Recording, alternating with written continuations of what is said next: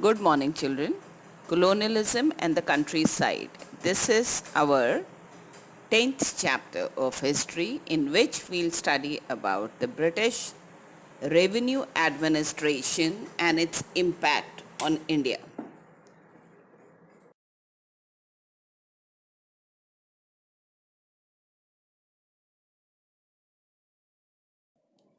In this chapter, Colonialism and the Countryside, exploring the official archives, we'll study about the Zamindars of Bengal, how they survived under the permanent settlement system, which was the revenue settlement which East India Company signed with the local zamindars.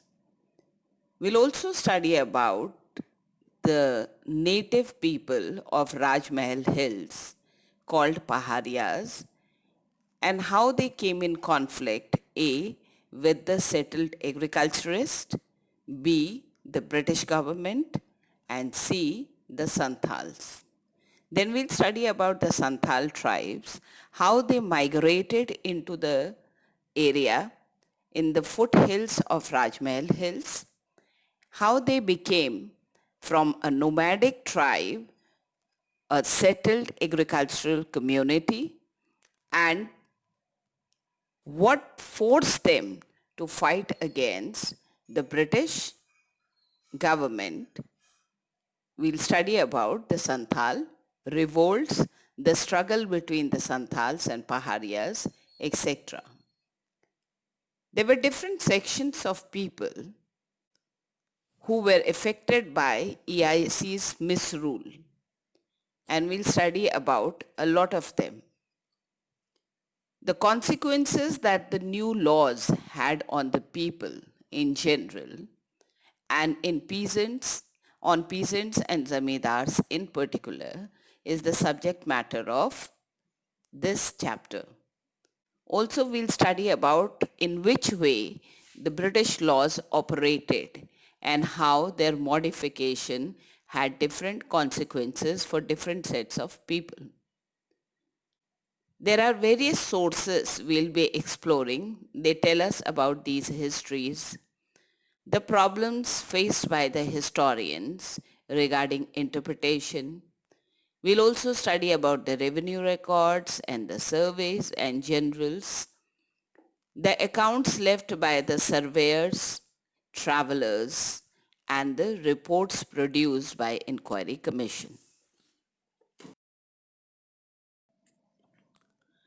In 1793, Lord Cornwallis introduced permanent settlement, and this settlement was signed with the local zamindars, those zamindars who contracted to pay the highest amount of revenue from a given territory to the British government.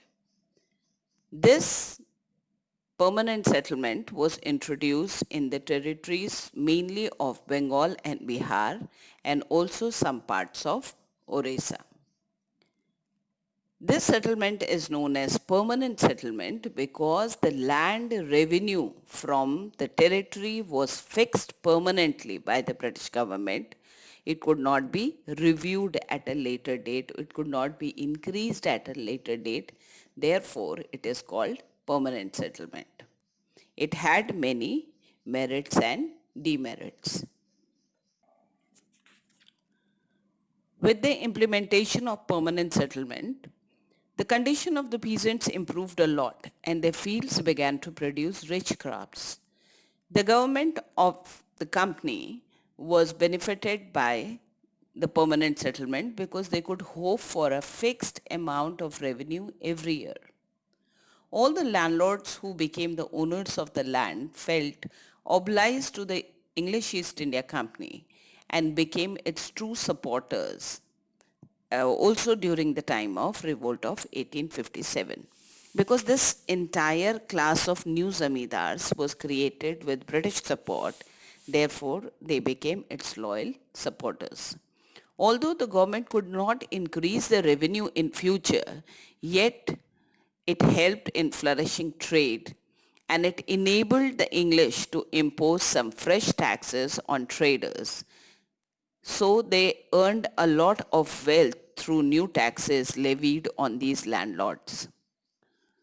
So far, a large number of employees were involved in revenue administration of the company, but the implementation of permanent settlement enabled them to devote their services to other departments of the company, as there was no work in this department now because the entire responsibility of collecting revenue was given to the new class of zamindars.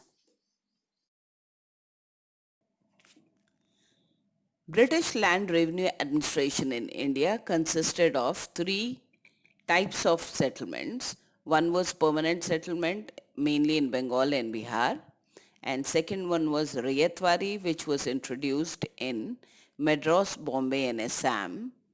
And the third one, that is Mahalwari, was introduced in the Gangetic Valley in northwestern provinces and parts of central India and also in Punjab. Now the difference between them, the features of permanent settlement, this was introduced by Cornwallis and then improved upon by John Shore in Bengal, Bihar in 1793. The company outsourced the revenue collection work to zamindar. It is the zamindar who is bidding to pay the highest amount from the territory that he has got. It was very exploitative because land revenue in certain areas was fixed up to 50% of the produce and in some fertile areas even more than that. It led to many revolts, hence the British didn't implement it in other parts of India. In Awadh or Audh, as the British called it, Lord Dalhousie wanted to implement Mahalwari, but in 1850, during the 1857 mutiny, uh, Cornwallis tried to change it, and then later on Lord Canning introduced Talukedari system, which was similar to permanent settlement but with some variants. When we come to Rayatwari system, Rayat means the peasants, the rich peasants.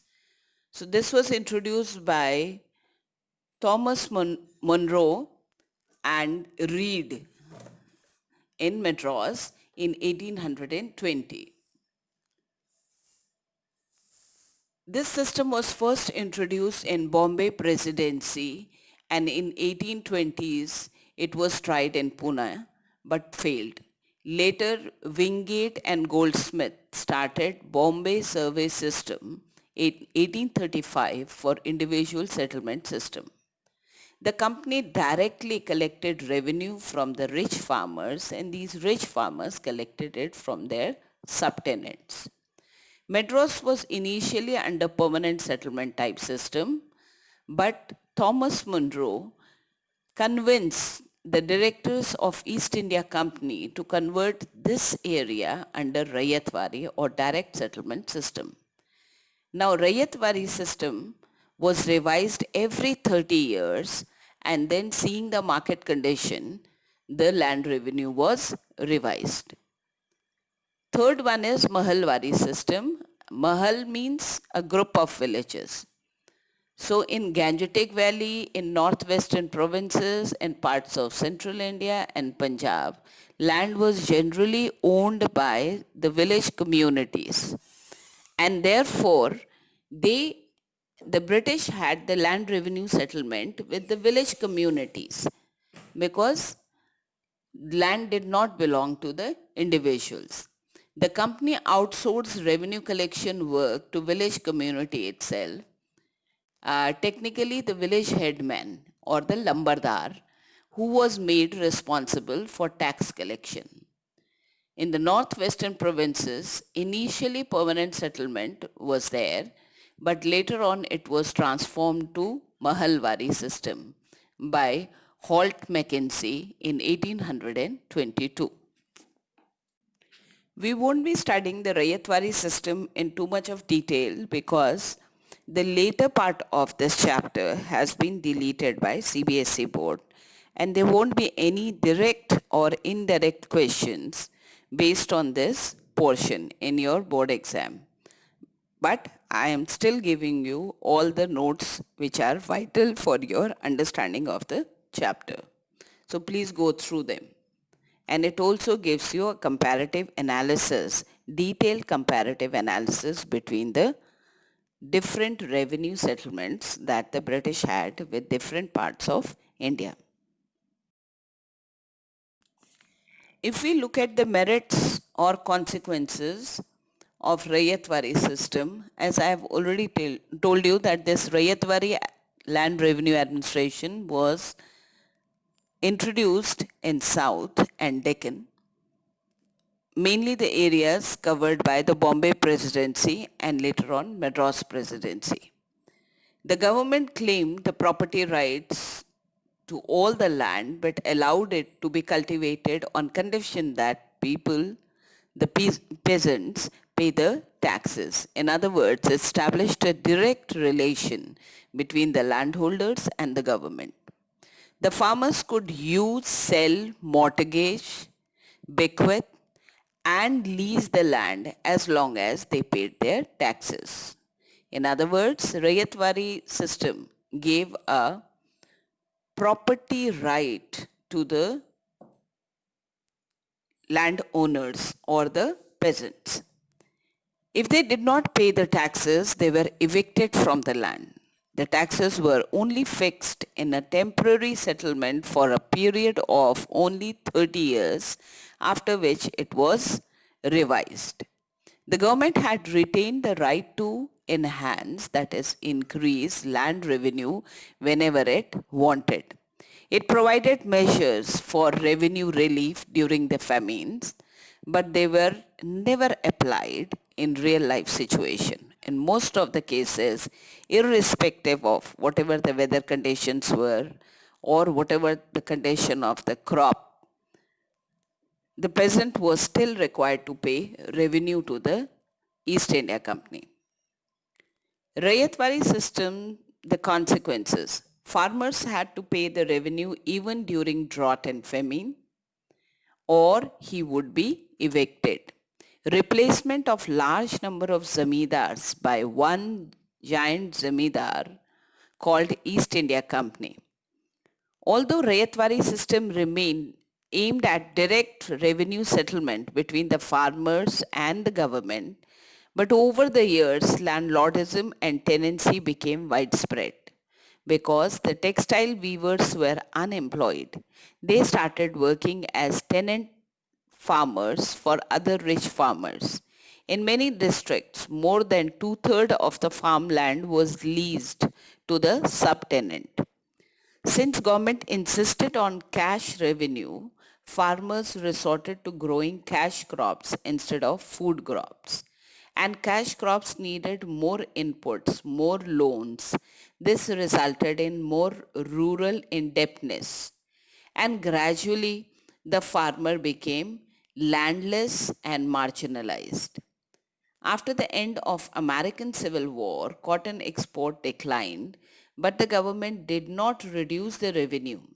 As a result, most farmers defaulted on loans, could not repay their loans, and their land was transferred from farmer to the money lender.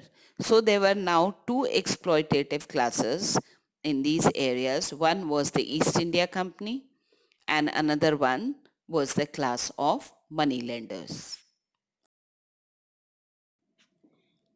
As we are studying this chapter, we must try and do these assignments. These are inbuilt assignments and their answers are indicated to you.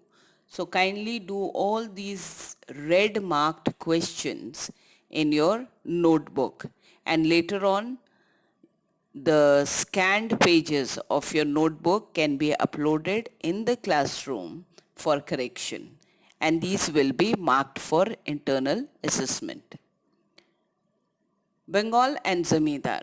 Now we are going to talk about the permanent settlement area. Colonial rule was first established in Bengal, and it is here that the earliest attempts were made to reorder rural society and establish a new rule of land rights and land revenue system. So first, let us see how this system worked. The book reports a very interesting account of auction in Burdwan. In 1797, there was an auction in Burdwan, which is present-day Bardhaman, and it was a big public event. A number of mahals were estates, rural estates, which were held by the Raja of Burdwan, were being sold. The permanent settlement had come into operation in 1793, and the East India Company had fixed the revenue that each zamindar had to pay. The estate of those who failed to pay were auctioned in a public auction to recover the revenue. Since the Raja had accumulated huge arrears, he had not been paying the land revenue for a long time. So the amount pending on his side to be given to the East India Company was a large amount. That is why this auction was being conducted.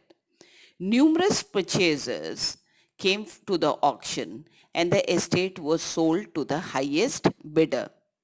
But the collector realized that there was a lot of twist to this story. Many of the purchasers turned out to be the servants and the agents of the Raja himself, who had bought the land on behalf of their master. So they were camouflaged or they were hidden as independent buyers, but over 95% of the sales at the auction were fictitious or false. The Raja's estate had been publicly sold, but it remained in control of the Raja. The zamindari still remained with him because all the people who purchased it were his own employees. Now the question arises, why had the Raja failed to pay the revenue? Who were the purchasers at this auction? And what does the story tell us about what was happening in rural areas of eastern India at that time? And this is what we need to explore. Why was there a problem of unpaid revenue? The reason is that estates of Burdwan Raj were not the only ones which were having this kind of problem in 18th century. Over 75% of the zamindaris changed hands after the permanent settlement. In introducing the permanent settlement, the British officials hoped that they will solve the problems of revenue collection which they had revenue settlement which they had started after 1770s. But here the problem was that by 1770s, the rural economy in Bengal was facing a crisis. There were recurrent famines, there was declining agricultural production, and the market prices of the agricultural goods had also fallen. Now, officials felt that agriculture, trade, and revenue resources of the state could all be developed by encouraging investment in agriculture. And they felt that this could be done by giving rights to property and to the zamindar and permanently fixing the rates of revenue demand, that the British government will take a large amount and it will help them in deciding their administrative priorities or their military operations. And the zamindar, because over the period of time the agricultural prices would increase, so zamindar will have more benefit and this money will be reinvested into land for expansion of agriculture. This was the mindset of East India Company. And that is why they introduced permanent settlement in Bengal. But as the company had thought that it would get a regular flow of revenue and the zamindar would get extra amount to reinvest in land, this did not happen. British had also thought that it would create a class of yeoman farmers who were rich landowners who would have capital and expertise to improve agriculture and this class would become loyal supporters of the East India Company. But it was soon to realize that there were many functional problems in the system. The problem was that how to identify those individuals who could have both improved agriculture and would have agreed to pay the contracted amount or the fixed amount to the EIC. After a lot of debate, permanent settlement was made with the Rajas and Talukadars of Bengal. They were now classified as Zamindars, and they had to pay revenue, a fixed amount of revenue which they had bidded for, which they had contracted to pay to EIC. So in this sense, Zamindar was a revenue collector, a tax collector. He was not a landowner, because if he did not pay the tax to the state, then his zamindari would be auctioned. Zamindars had many times several villages under their control, as many as 400 to 500 villages. In company calculations, the villages within one zamindar's territory formed one revenue estate or one revenue unit. The company fixed the total demand over the entire estate whose revenue the zamindar had agreed to pay. The zamindar collected the rent. Rent is the amount that the revenue he is collecting from the peasant is known as rent, because now the land holding rights are given to the zamindar. And so all the peasants working for him become his tenants. So they paid the revenue to the zamindar and zamindar paid the revenue to the EIC. They felt that over the period of time, the difference in the income, that is the amount that the zamindar had agreed to pay to East India Company, and the amount that he collected from the farmers, the difference between these two amounts would be the income of the zamindar. The zamindar was expected to pay regularly this amount to the company. Now, still there are cases that a lot of zamindars defaulted on payments. They did not pay this pledged amount to East India Company. Zamindars, because the East India Company felt that because the system was permanent and because the revenue demand was permanent, so zamindars would have a sense of security. And they would also feel that there would be a fixed or better return on their investment. Investment is that they are paying a certain amount. They had pledged to pay a certain amount to East India Company. So that is investment. And so they could collect more money from peasants and this would increase their income. And it would also encourage them to improve their estates. After the permanent settlement, we find that the zamindars regularly fail to pay the revenue demand, or the unpaid balance against their name kept on rising. What were the reasons for this failure? There were a number of reasons for this failure to pay this fixed amount to the East India Company. First and foremost was that the revenue demand was set very, very high. Right in the beginning, it was in some areas as high as 50% of the total produce. And it was fixed for all times to come. There was no change in this revenue demand. So if the weather condition was not good, if the prices of the agricultural goods declined, if there was failure of monsoons or drought or other flood-like conditions, if there was not enough income of the farmer, still he was supposed to pay the fixed amount of revenue to the zamindar, and zamindar was supposed to pay the fixed amount of revenue to the East India Company. So the zamindars found it increasingly difficult to collect the fixed amount from the peasants, And if they could not collect it, then how could they pay to the company?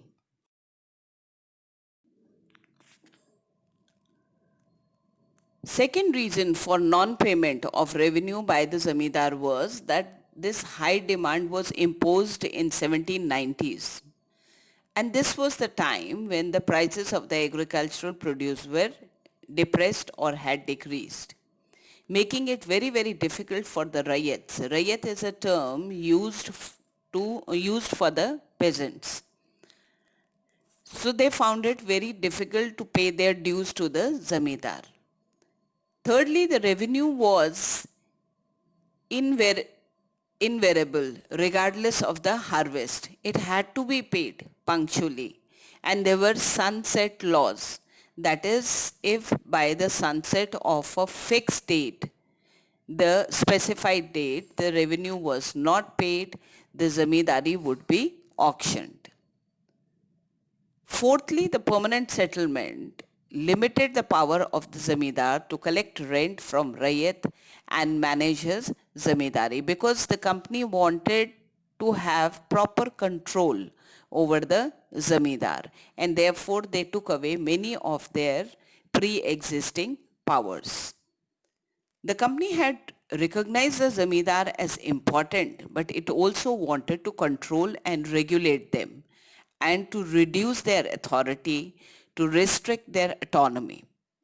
The Zamindar's troops were disbanded. They used to have regular army under the Mughals, so all these armies were disbanded by the EIC. Why? Because they do not want any rebellion by the Zamindars.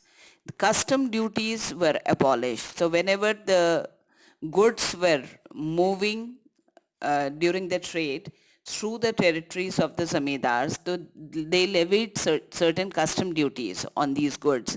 But now they could not because all these duties were collected by the British government. The kacharis or the courts of the zamindars were now brought under the supervision of British collector. The zamindars lost their power to organize local justice and local police. So actually the zamindar also lost his power over the local people. Now if he does not have that power over the local people, it becomes very difficult for him to collect revenue from the peasants. Over time, the British collectorate emerged as the alternative center of authority, and it restricted the zamindars.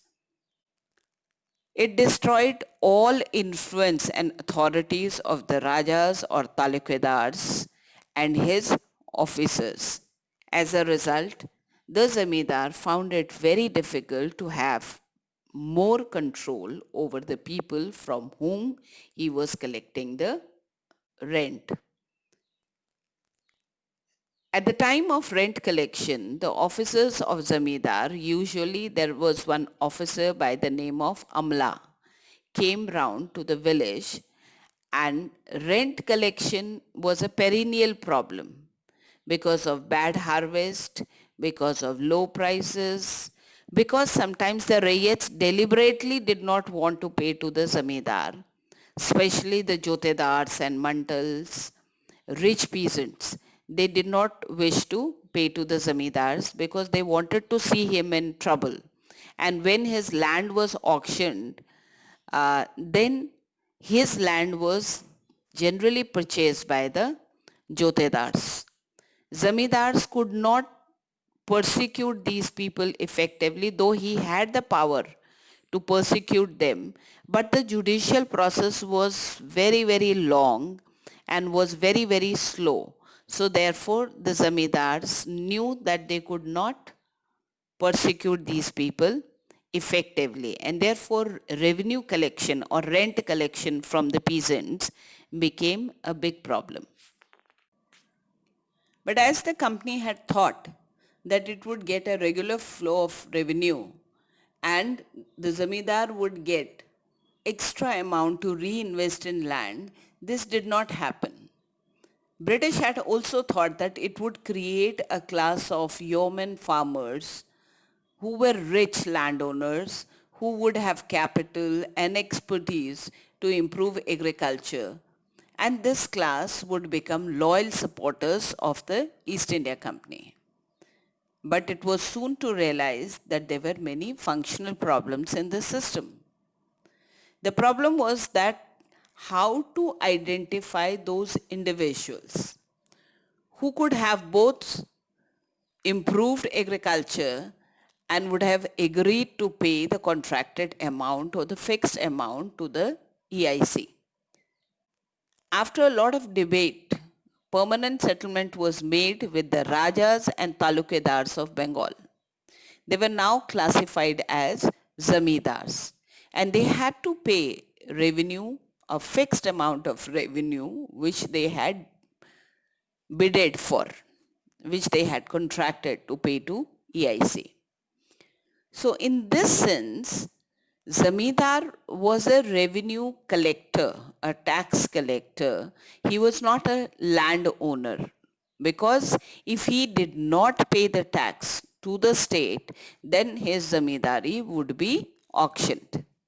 Zamindars had many times several villages under their control, as many as 400 to 500 villages.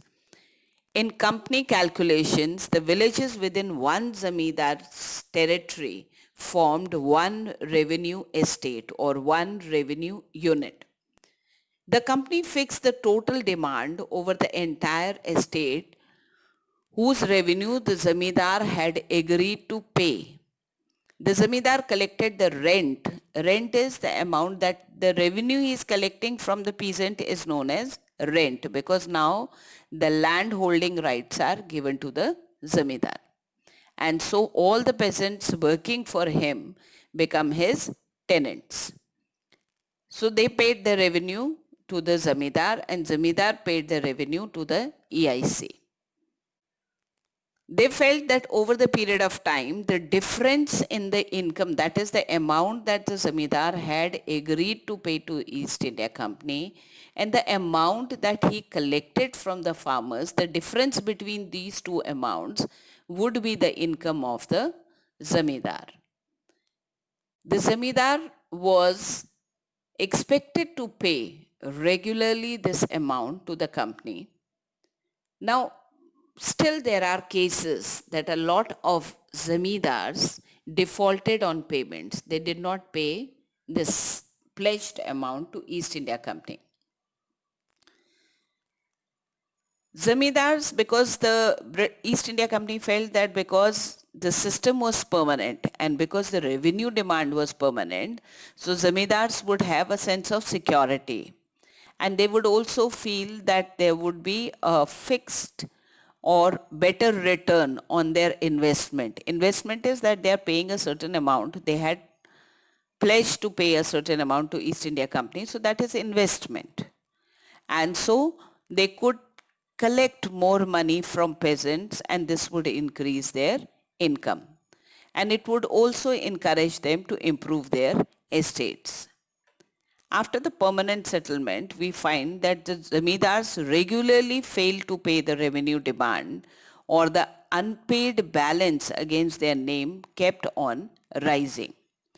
What were the reasons for this failure? There were a number of reasons for this failure to pay this fixed amount to the East India Company. First and foremost was that the revenue demand was set very, very high. Right in the beginning, it was in some areas as high as 50% of the total produce. And it was fixed for all times to come. There was no change in this revenue demands.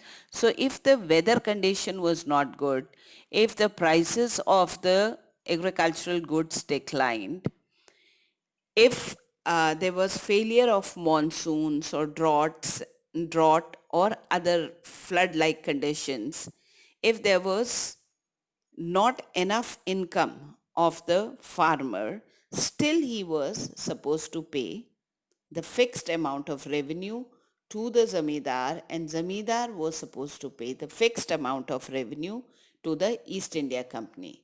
So the zamindars found it increasingly difficult to collect the fixed amount from the peasants, And if they could not collect it, then how could they pay to the company? Now we mentioned in the previous part the rise of jotedars. Who were these jotedars or peasants who did not wish to cooperate with the zamindars? Many zamindars were facing a crisis at the end of 18th century. A group of rich peasants, on the other hand, were consolidating their position in the villages. They were becoming richer and more powerful. Francis Buchanan's survey of Dinajpur district in northern Bengal has a detailed description of a rich class of peasants known as jotedars. By early 19th century, jotedars had got a lot of land in their name, sometimes as much as several thousand acres. They controlled the local trade. They were money lenders.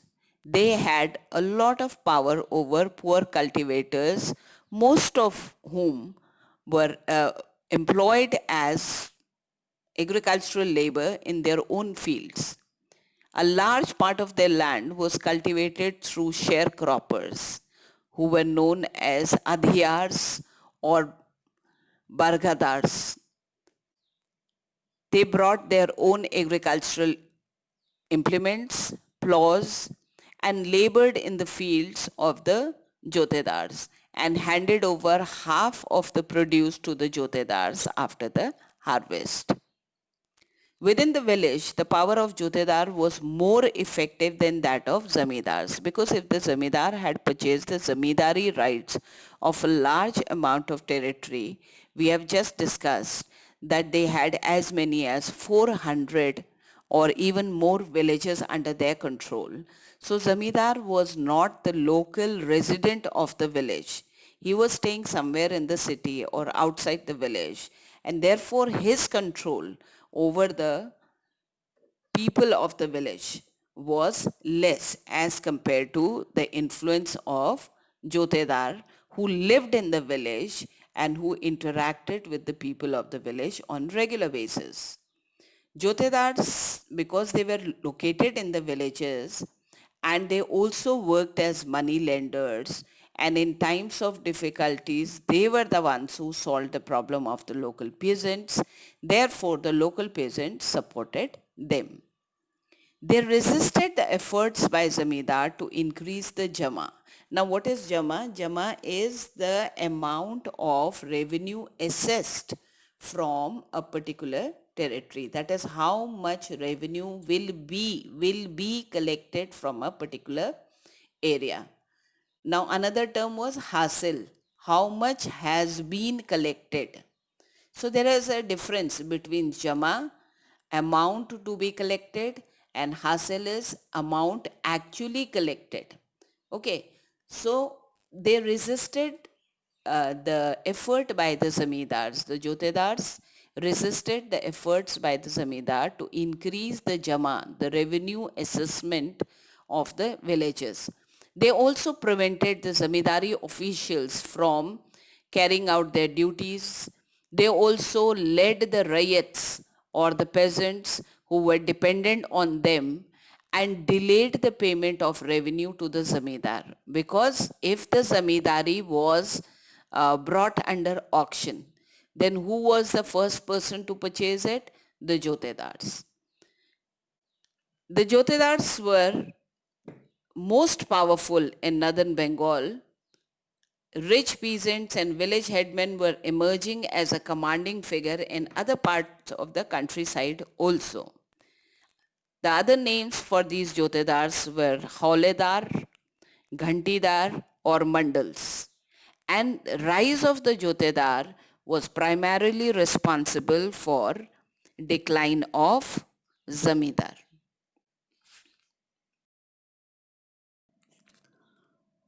You can have a look at these red brackets where these questions are given, assignment questions are given. All these need to be done in your notebooks. Now look at this flow chart. The company gave revenue collection rights to zamindars, and then zamindars collected rent from the rayats and the under rayats. Then they also collected rent from the jotedars, and jotedars actually collected rent or part of the produce from the under rayats, that is the sharecroppers who worked on their fields. So this is something that you need to draw in your notebooks and also learn for the exam. Jotedars of Dinajpur. Francis Buchanan describes the ways in which the Jotedars of Dinajpur in northern Bengal resisted being disciplined by the zamindars and undermined his power. The landlords do not like this class of men, obviously because they are not following their instructions. But it is evident that they are absolutely necessary because they are the residents of the village and they cannot be avoided. I am talking about the jotedars. Unless the landlords themselves would advance money to their necessary uh, tenants. The jotedars who cultivate large portions of lands were very refractory and know that the zamindars have no power over them. They pay only a few rupees on account of their revenue and they fall in balance almost every kist or installment. They hold more lands than they are entitled to because they had been giving loans to the weaker farmers, and when these farmers were unable to repay the loan taken from the jotedars, then their lands were taken over by the jotedars by their pothas or deeds of contract. Should the zamindars officers in consequence summon them to the kacheri, the zamindar could persecute them according to the law, but because the power of the zamindar is reduced and because the process of law is very long drawn, it takes a lot of time, it became difficult for the zamindar to control them and detain them for 2 hours with a view to reprimand them. They immediately go and complain at Fauzdari Thana, that is police station, for imprisonment, and the Munsif's judicial officer at lower courts, Kachari, for being dishonored by the zamindar, and this cause, that is for which the zamindar had called the jotedar, remains unsettled, and so they will continue to withhold the payment of revenue to the zamindar. So problem could never be resolved. So you have to write down the ways in which jotedars resisted the authority of the zamindar. Here is an interesting account of how the zamindars resisted the sale of zamindari. Zamindars resisted the sale of zamindari. The authority of zamindars in rural area did not totally collapse in the permanent settlement areas. Faced with extraordinary high revenue, I told you 50% or even more, okay, and the threat of auction of their estates, zamindars themselves found a way to get out of this pressure and they adopted new strategies. First and the most important out of these was fictitious or false sale of zamindari. So a lot of maneuvers were required by the zamindar. As in case of Raja of Burdavan, which is the first case that we studied in this chapter.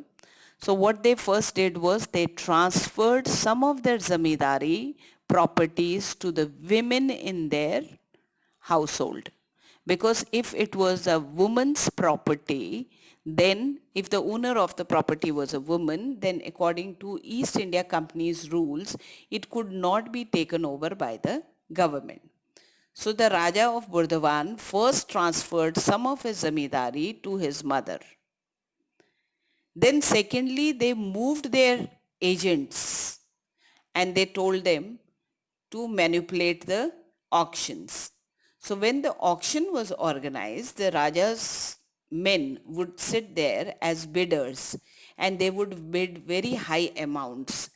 And when they were successful in purchasing, in bidding the highest and in purchasing certain parts of the zamindari, then at the time of payment of the amount to East India Company, these men would go missing. They would simply not appear and they would not be traceable. As a result, a lot of time would pass and then East India Company would have to again conduct the auction of that property. Now all this while the Raja remained in control of his zamindari because zamindari had not changed hands. Now this happened not once, not twice, it happened multiple times. Endlessly it was repeated. At last, the estate was sold back at a very low price back to the zamindar because he was the only one who agreed to pay. Now, so whatever arrears of revenue, whatever he had not paid earlier, that was forgotten. That was not given by the zamindar because he always said that he was not in a condition to repay that amount. Now, such transactions happened on a large scale. Between 1973 to 1801, four big zamindaris of Bengal, including Burdwan, made Benami purchases. Now, what are Benami purchases? It means anonymous purchase. It is a term used in Hindi and several other Indian languages for those transactions which were made in the name of false or insignificant persons. So these are not the real people who have purchased those properties. Actually, their name has been given in the documents, but the money has been paid by some other person. So therefore, these are called Benami transactions. So rupees, they collectively yielded as much as rupees 30 lakhs. We are talking about 30 lakhs in 1793 to between 1793 to 1801. It was a huge amount. This was the amount that they were required to pay to East India Company. But these zamindaris had made a lot of Benami purchases. There were other ways in which the zamindars avoided displacement, that their zamindari could not be taken away from them. So when the people from outside the village purchased the zamindari during the auction, then they could not come and take the physical possession of this area because as they came to take control of the villages for which they had paid during the auction, their men were not allowed to enter the villages. They were attacked by the armed men of the previous zamindar. And sometimes the local peasants also supported the previous zamindar and they resisted the entry of outsiders. So in spite of purchasing the zamindari rights at the auction, the outsiders were not allowed to take control of the zamindari. Local people felt loyal towards their own zamindar and they felt that they were the praja of the zamindar and therefore it would be an insult for them that they should be taken over by some outsider, some person that they don't even know. The sale of zamindari disturbed their sense of identity, disturbed their sense of pride, and therefore the zamindars, the previous zamindars, could not be easily displaced by the new buyers. At the beginning of the 19th century, the agricultural prices had gone down And those who had survived this trouble of 1790s, they became very, very powerful. Rules of revenue payment were also made more flexible later on. As a result, the Zamidar's power over the villagers was strengthened, had increased, and it was only during the Great Depression, which started from 1929 from America and then continued till 1933-34, and it was a world phenomena. So it affected almost all countries of the world except the communist countries. This finally led to the collapse of the traditional zamindar or the old zamindar, and they were in most places replaced by jotedar. Jotedar became more powerful and many of the jotedars became zamindars. Now we'll talk about the fifth report. So what is this fifth report? When we are talking about the British Land Revenue Administration of Bengal, Bihar and Orissa, the permanent settlement area, and also Deccan, that is Bombay Presidency and Madras Presidency, then we must realize that East India Company had monopoly rights in India, monopoly rights of trade. It was a company of the traders, and this company had signed a had got a royal charter signed by the British monarch. Every 20 years this charter was renewed, and in return of this charter, the East India Company was paying a large amount of money, a large amount of its profits from India and Chinese trade to the British ruler. Now East India, as industrialization grew in England, more and more groups felt that EIC should not have monopoly trading rights in India and China. They wanted other British nationals, especially the industrialists, to have better control of Indian resources and markets. And therefore, they find faults with the administration of East India Company, and they keep on debating this issue in the British Parliament also. In 1813, when the Charter of East India Company was revised, there was a report which was submitted in the British Parliament. It was the fifth in the series of report on administration and activities of East India Company in India. Now this report is prepared by East India Company, and East India Company is frequently sending such reports to the British Parliament saying that its administrative activities and its trading activities are perfect in India and China, and they want to prove that they're not doing anything wrong, and therefore they have a right to continue to rule over India. Whereas the British industrialists are saying that the Indian market should be opened for their British manufactured goods and they should be free to trade in India, which the company would not allow them.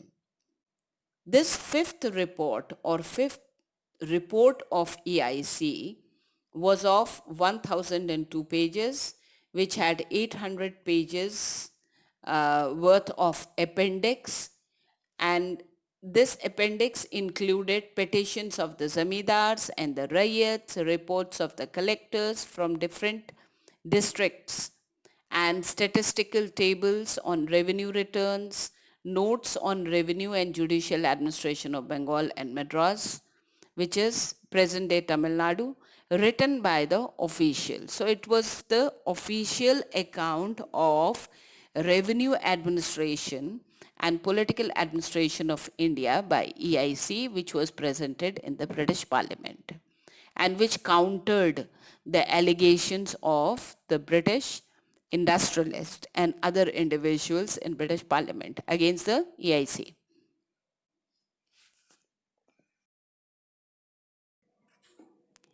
There were many groups in Britain who were opposed to the monopoly of East India Company in trade with India and China, and these groups wanted the royal charter to be revoked. They wanted this monopoly should come to an end. An increasing number of private traders wanted a share in India trade, and the industrialists in Britain wanted the Indian market for their manufactured goods. And for this, they were time and again trying to prove that misrule of East India Company in India may result in losing of the Indian empire. Information about the company's misrule and maladministration was hotly debated in Britain, and the incidents of the greed and corruption of the company officials were publicized in the local press. The British Parliament passed a series of acts in late 18th century to regulate and control the company rule in India, and it forced the company to produce regular reports on administration of India and appointed committees to inquire into the affairs of the company. Fifth report was one such report produced by a select committee of the British Parliament, and it became the basis of intense parliamentary debate on the nature of East India Company's rule in India. Now, why this report is important? This report is important because it gives us a lot of quantitative data on the administrative policies of East India Company in India, and it also becomes a very valuable source, official source for reconstruction of history of the period. The fifth report had shaped our understanding of what happened in the rural Bengal for over 50 years or so, or throughout the late 18th century, whatever developments were taking place were reported in the fifth report. Therefore, it is a invaluable source of information. But the official reports must be read very carefully because they are only presenting the official point of view, what the officials wanted to show.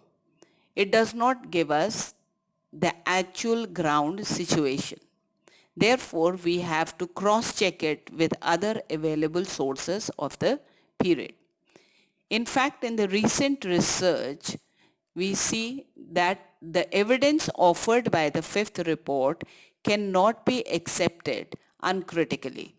Researchers have carefully examined the archives of various Bengal zamindars and the local records of the district to write about the history of the colonial rule in rural Bengal. And they say that the intent on criticizing the maladministration of the company, the British industrialists had quoted many instances which were not correct. The fifth report exaggerated the collapse of the traditional zamindari power and overestimated the scale on which zamindars and zamindaris were losing their influence or their hold over land. Zamindaris were auctioned. Zamindars were not always replaced after this auctioning. Very often we have read that the same zamindar was able to take control of his land. He used various indigenous methods like fictitious sale, and they used to remain in control of their zamindaris. So whatever is presented in the fifth report must be read very, very carefully. The fifth report, if we look at very carefully, talks about the sale or auction of the zamindaris. It talks about the jama or the assessment. It talks about the amount of purchase money. It talks about the quantity of things or land sold. It talks about the list of defaulters along with their family histories.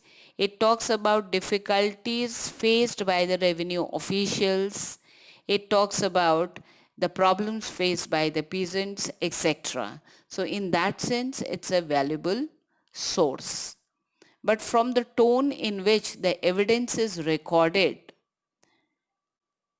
it has to be cross-checked with other existing sources because it only and only presents the official viewpoint.